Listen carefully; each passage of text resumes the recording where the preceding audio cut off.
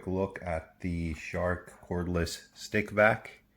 It has two settings here. First one is for bare floors. The second one here is for carpeted floors. And it has a trigger here. You pull it when you're using it and it puts on maximum suction power. Once you turn it on, so I'll put it on bare floors. The light turns on. And it's a little louder than the carpet.